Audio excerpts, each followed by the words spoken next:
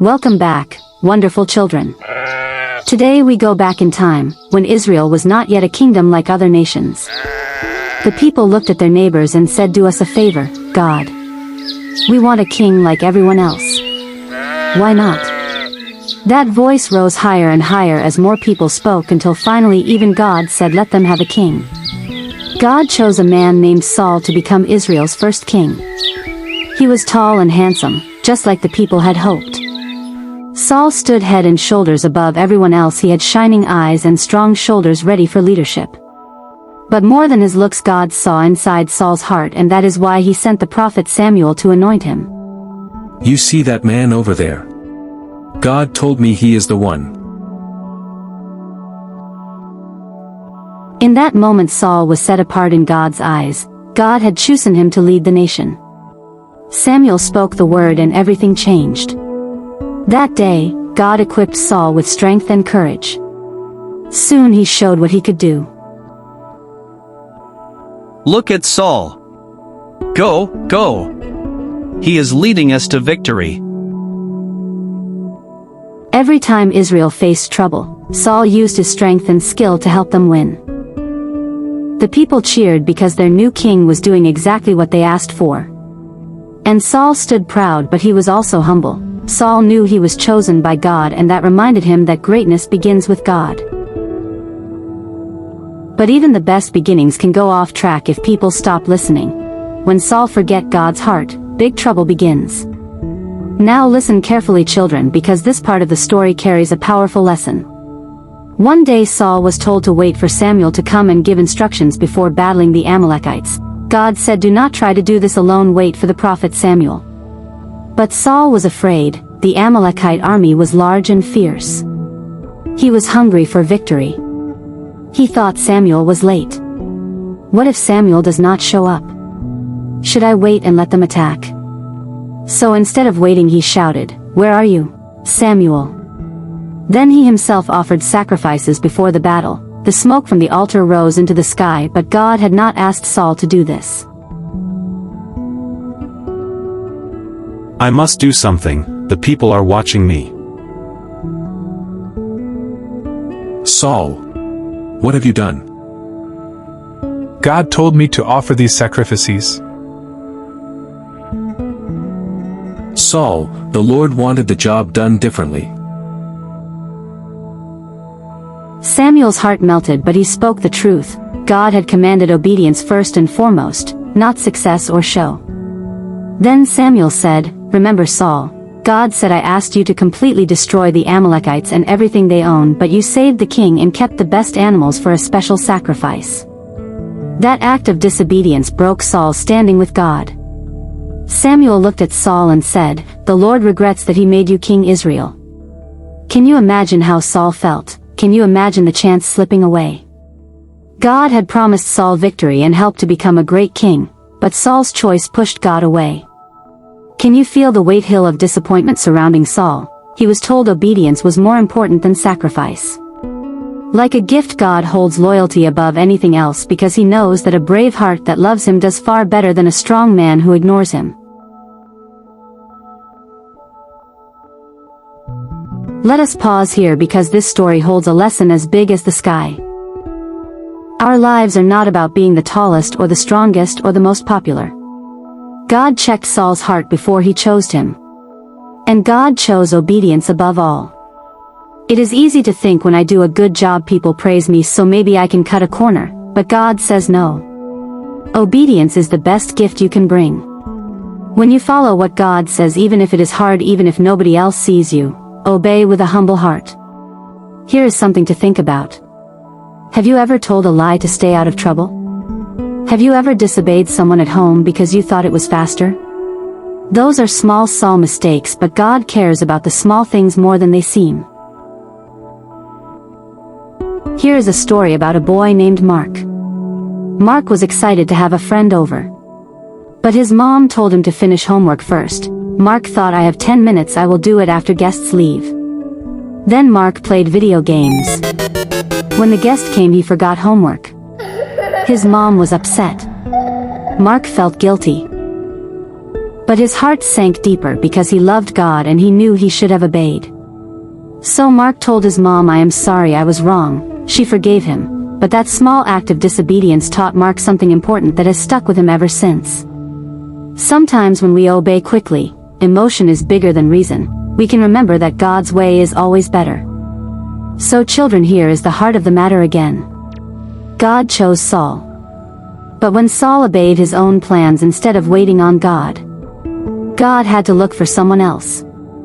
Something far more precious than good looks is a heart that says, not my will but yours, Lord. Obedience shows love for God. And that pleases him more than anything else. Here is a challenge just for you. Think about a time this week when you had to obey your parents or teacher or Sunday school teacher, but you didn't do it right away or you thought you would do it later. Say a prayer, ask God to help your heart. Then tomorrow morning make a decision. Today, when someone asks you to help wash the dishes or share a snack or stop playing when it's bedtime, say you will obey right away. Then feel what God feels, because every act of obedience is a gift to Him. Imagine a young boy tending sheep under endless skies. His name was David, and he was the youngest of his father's sons. But God had something amazing planned for him. David knew God well. He had seen how the Lord looked after his family and neighbors. As a shepherd, he watched over lambs, protected them from lions and bears, risking his own safety for them. David knew God wouldn't let harm come while he protected his sheep. That night King Saul was troubled. A deep sadness haunted him. His advisors said he needed music in the palace. So David, carrying a harp, was brought to soothe the king. David's songs calmed King Saul's heart. It was as if the music carried loving hands from heaven to touch the king's soul. You have peace in your playing, young David. Stay and play for me again when the darkness comes. So David stayed with Saul. His harp followed them wherever Saul went. Across the valley rumbled and roared a giant called Goliath. For 40 days he challenged Israel's armies. None dared to fight him.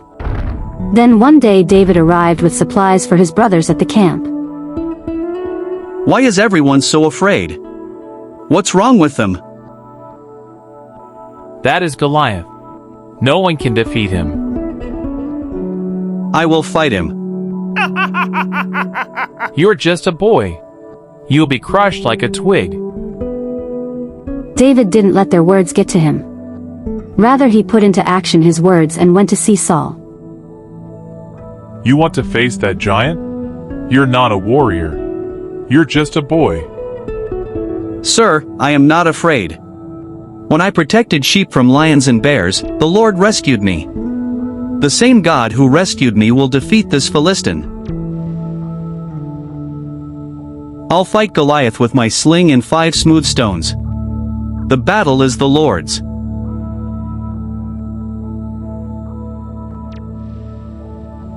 Am I a dog that you come at me with sticks?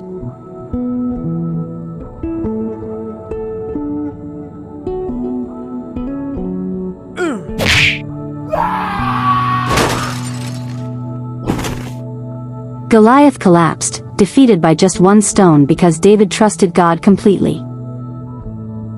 David, David, David, David, David, David, David, David, David, David. Now the story takes a beautiful turn. Someone special befriended David, Jonathan, King Saul's son. Jonathan saw David's courage and heart, not just his victory. David, you are brave and loyal. You stood for Israel when no one else would. Thank you, Jonathan. I want the rest of my life to stand by your side, because true friendship means standing together no matter what. So they made a covenant, an agreement, sworn before God. It said they would always be there for one another. Jonathan gave David his robe, armor, sword, bow, and belt. It was a powerful sign of trust and honor. Jonathan was showing that David was more important to him than the throne. Real friends are treasures. They share what they have. They trust and they care. They encourage, help, and stand together even in hard times. Think about your friendships. A friend might invite someone who feels shy to join a game. That's like Jonathan sharing his robe or sharing friendship. Maybe you help a friend with a math problem even though you could have walked away and just played. That kind of friendship reflects David and Jonathan. Now, I'm going to tell you how you can build genuine friendships. Number 1. Share kindly, like Jonathan sharing his armor. Share your time, snacks, toys, or kind words. Number 2. Support each other. Be there for your friend at school, church, or home. Number 3. Encourage each other. When your friend is sad or struggling, say, "It's okay. I'm here." Number 4. Pray together. Thank God for your friend and pray for them. That's the kind of friendship that pleases God. One day, the good friends, David and Jonathan, met. Jonathan, I don't know what will happen next. My life is changing so fast. God chose you, David, and I trust his plan. You're not alone ever. We will watch over each other. As they talked, Jonathan placed his hand on David's shoulder. They knew life could be hard ahead, especially since Saul might be jealous. But Jonathan promised to protect David's heart. Maybe your school day feels tough sometimes. Perhaps someone isn't being kind. Here is how you can be a true friend. If someone is different, maybe they talk quietly, or like puzzles instead of soccer, invite them to join your group. When God gives you a chance to help, do it. Give them kind words or a seat at your table. You don't need to be best friends, but sharing God's love matters. So what's coming next? David's story doesn't end here. Soon he will face more challenges and God will do even greater things. David and Jonathan's friendship becomes a gold model of loyalty, trust, and love, God's love shining through people. Their story shows that God fills our hearts with courage and love so we can stand with others even when it's hard. A friendship that honors God brings light into the world. Here is a small activity for you. Think of someone at school or home who might feel left out or needs encouragement. Pray for them. Then reach out. Share something or say something kind. You may be helping them stand more firmly than you think.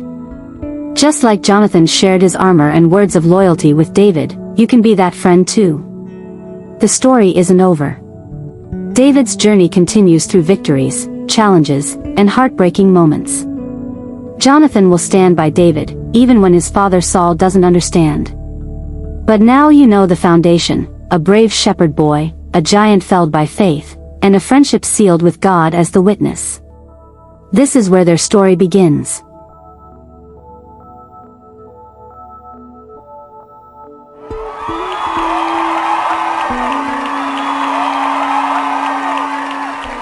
The people were celebrating. Israel had won another victory, and David led the songs of praise. His harp rang through the palace halls. Everyone saw David's faithful heart and God's blessing on him. Their cheers grew louder than ever, as they shouted, "Long live King Saul," and then, "Long live David." David's name rose higher in their hearts than even the king's. But something shifted in Saul's heart. He watched the crowds cheering for David. He heard them saying David was a better king. Instead of joy, he felt fear. What if the people turned away from him? What if this young shepherd boy took his place? A knot of anger and jealousy formed in Saul's throat. Why are they shouting more for him than for me? That boy thinks he can take everything. I will not let that happen. Jealousy clouded Saul's mind. He began to see David not as a beloved hero but as a threat. Over and over the thought hurt his pride and his spirit. One evening, David played his harp to soothe Saul's troubled heart. But the music that once calmed him only reminded him how lovable David was to the people. His jealousy grew. Before David could finish his song, Saul reached for his spear. Enough. You think you are special. That is enough for one night.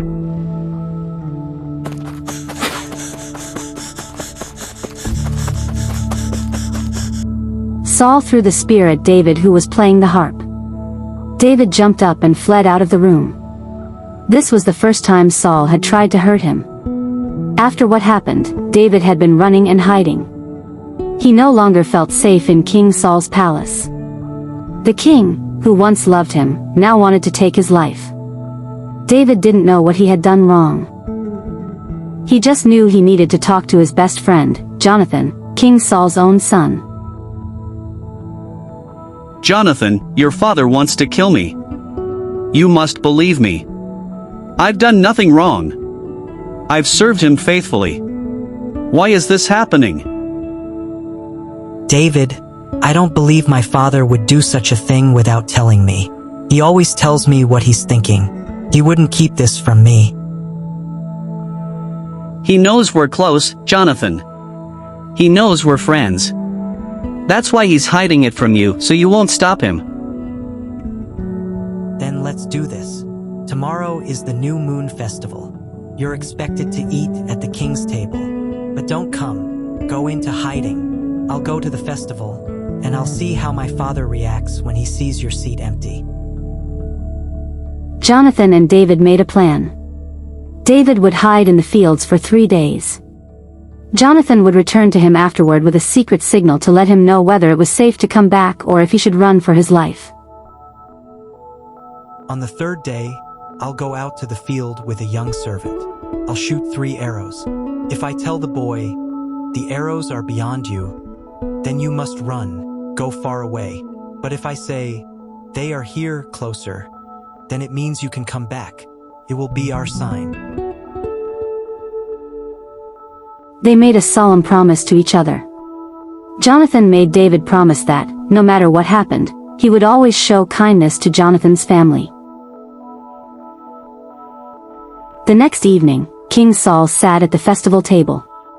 His generals and his son Jonathan sat with him. But David's seat was empty. Why didn't the son of Jesse come to the meal? He's not here today.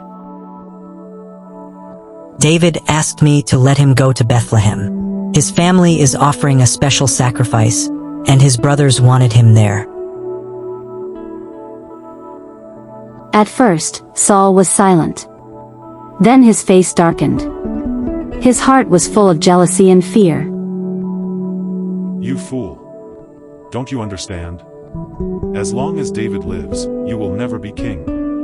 Can't you see he's a threat to your throne? Bring him here. He must die. Why should he be killed? What has he done? He's done nothing wrong. King Saul was so angry, he picked up a spear and threw it at his own son. Jonathan dodged it, horrified by what his father had become. He realized that David had been right all along. The next morning, Jonathan went to the field where David was hiding. Just as they had planned, he brought a young servant boy with him. Run and find the arrow I shoot. He shot the arrow far beyond the boy. That was the signal. It's beyond you. Keep going. The arrow is farther ahead. David, who was hidden behind a pile of stones, knew what it meant. His heart dropped. It wasn't safe to return. He had to leave.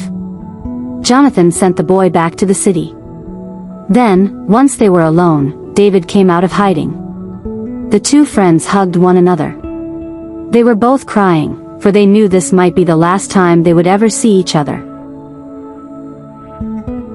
Thank you, Jonathan. You have saved my life and my heart.